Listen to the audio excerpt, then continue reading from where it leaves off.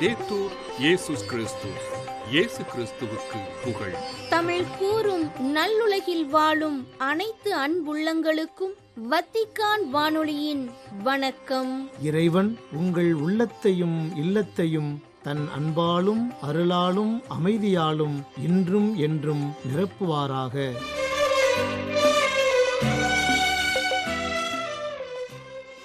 அன்பு நேயர்களே, வத்திக்கான் வானொலி இன்று உங்களுக்கு வழங்க இருப்பவை தடம் தந்த தகைமை, நேர்காணல் மற்றும் செய்திகள்.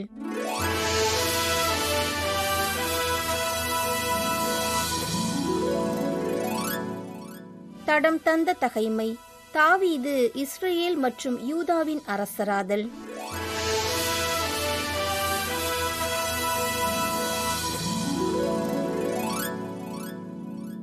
இஸ்ரேலர் அனைவரும் ஒன்று திரண்டு எபிரோனில் இருந்த தாவீதிடம் வந்து, இதோ நாங்கள் எலும்பும் சதையுமாய் இருக்கிறோம். சென்ற நாட்களில் சவுல் அரசனாய் இருந்தபோதும் நீர்தாம் இஸ்ரேலரின் எல்லா போர்களிலும் தலைமை தாங்கினீர்.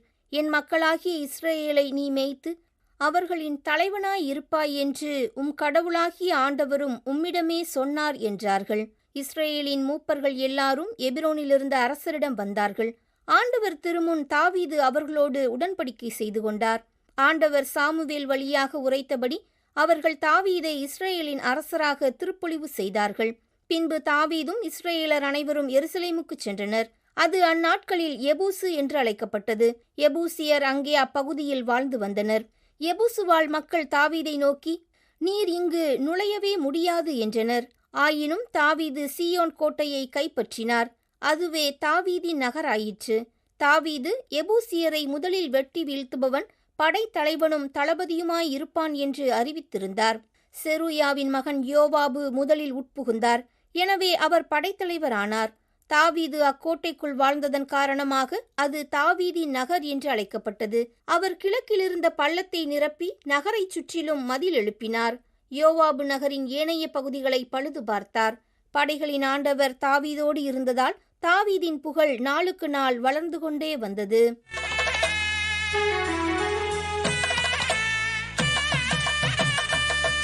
நேர்காணல். திருநற்கருணை ஆராதனையின் முக்கியத்துவம்.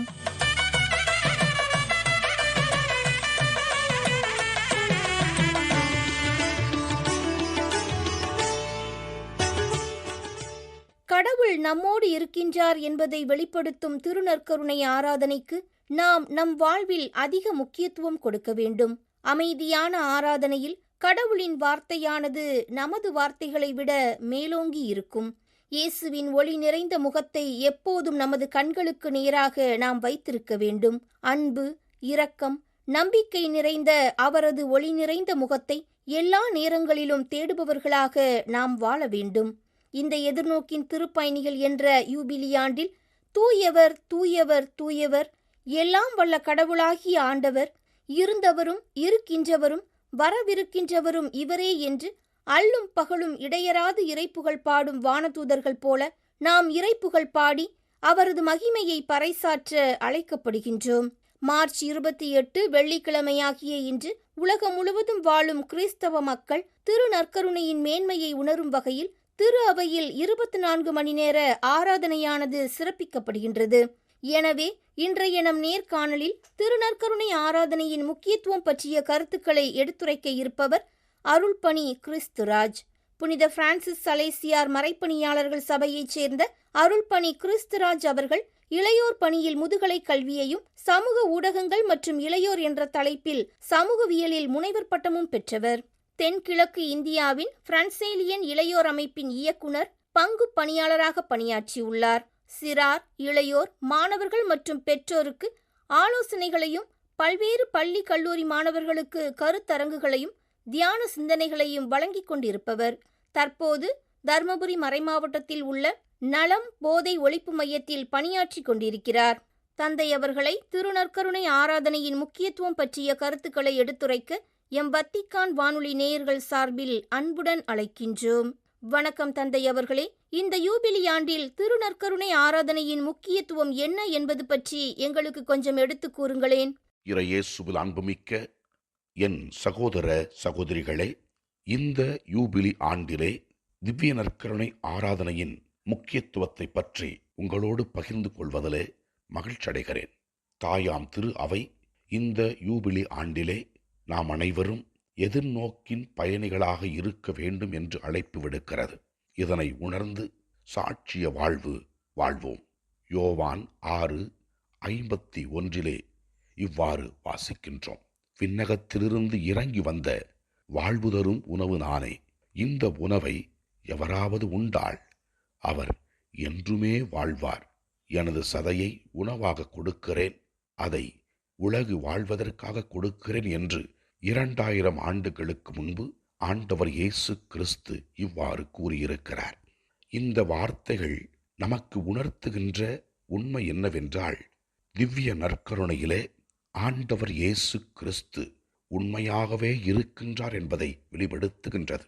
இதோ திவ்ய நற்கருணை ஆராதனையிலே பங்கு கொண்டு ஜபிக்கின்ற பல்லாயிரக்கணக்கான மக்களுக்கு ஆண்டவர் அற்புதங்களையும் அதிசயங்களையும் செய்து கொண்டிருக்கிறார்.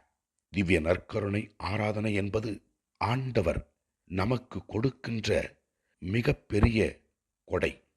இந்த ஆராதனையிலே உள்ளம் உடைந்தவர்கள், கவலையோடு வாழ்கின்றவர்கள், கண்ணீரோடு வாழ்கின்றவர்கள், ஏளனமாக பார்க்கப்பட்டவர்கள், இந்த உலகிலே கஷ்டத்தோடு இருக்கிற மக்கள் ஆண்டவரை நோக்கி ஜெபிக்கும் பொழுது அற்புதங்களையும் அதிசயங்களையும் காண்கிறார்கள். இதோ இந்த யூபிலி ஆண்டிலே ஆண்டவரின் அருள் பிரசன்னத்தை உணர்ந்து நாம் ஆண்டவரிடத்திலே தஞ்சமாவோம். கண்டிப்பாக ஆண்டவர் நம் குறைகளை, கவலைகளை, வேதனைகளை தீர்ப்பார். எதிர்நோக்கின் திருப்பயணிகள் என்ற தலைப்பில் சிந்தித்துக் கொண்டிருக்கிற நாம் இந்த யூபிலி ஆண்டிலே புதுப்பிக்க பெற்ற இதோ எதை சரி செய்து கொள்ள வேண்டுமோ அதை சரி செய்து கொண்டு ஆண்டவரோடு இணைந்து வாழ்ந்து அற்புதங்களையும் அதிசயங்களையும் அனுபவிப்போம். ஆராதனையில் ஆண்டவரை அனுபவித்து அந்த ஆண்டவரை மற்றவர்களோடு பகிர்ந்து கொள்வோம். ஆண்டவர் இறைவன் நம் மூலமாக செயல்படுவார். திருநற்கருணை பக்தியில் வளர்வதற்கு மக்களுக்கு கொடுக்கும் வாய்ப்புகள் என்ன என்பது பற்றி பகிர்ந்து கொள்ள முடியுமா?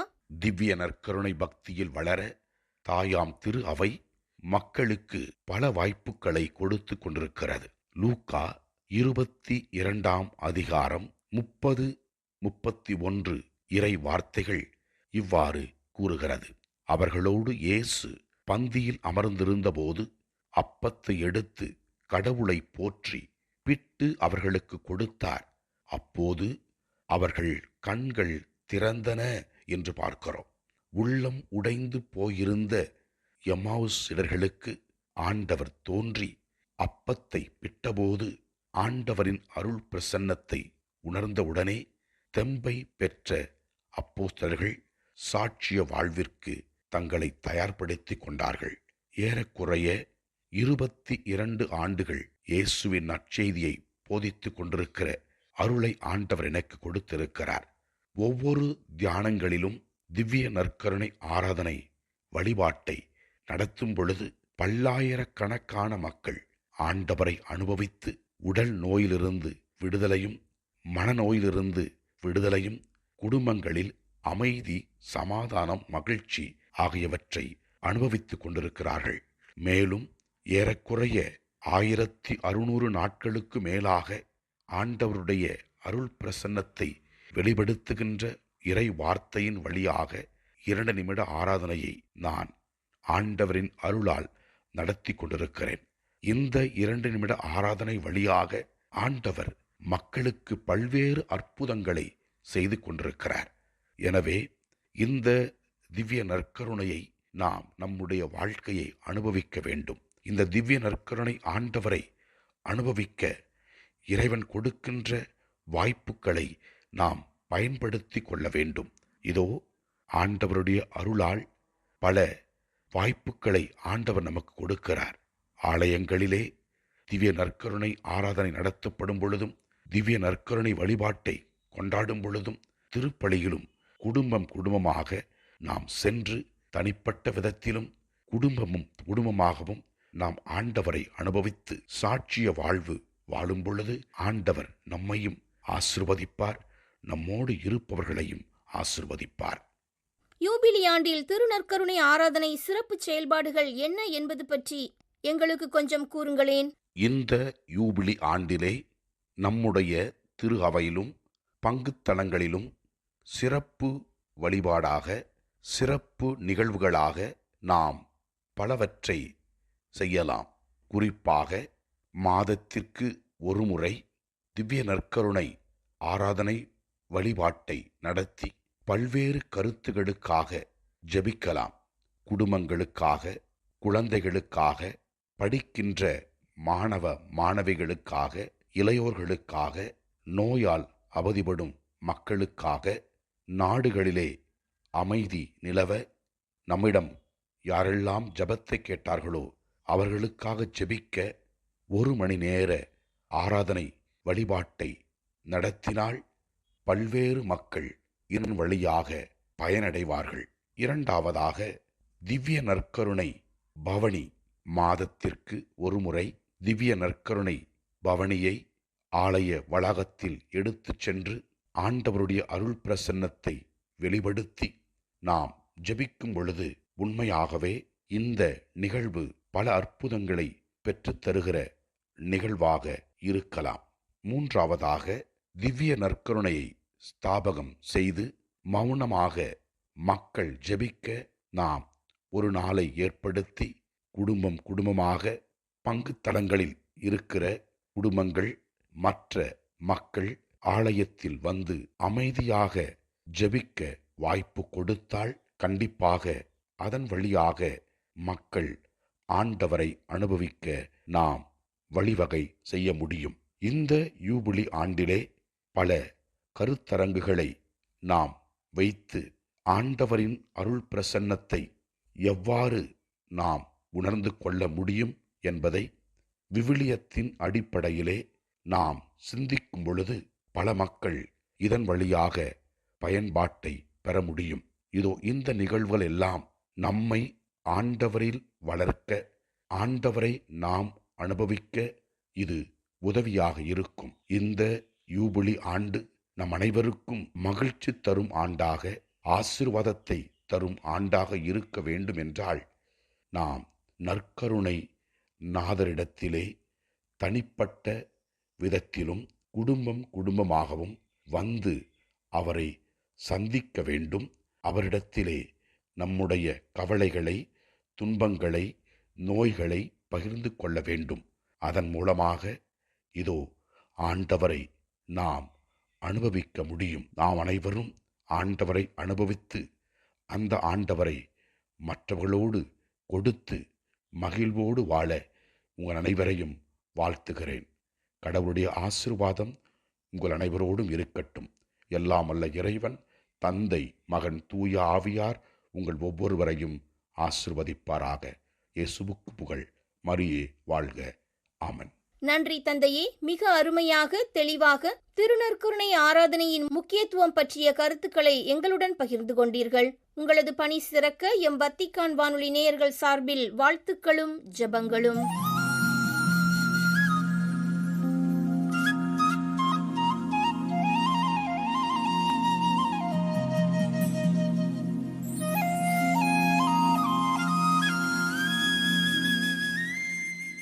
திருநற்கருணை ஆராதனையின் முக்கியத்துவம் என்ற தலைப்பில் இன்றைய நேர்காணலை உங்களுக்கு வழங்கியது வத்திக்கான் வானொலி.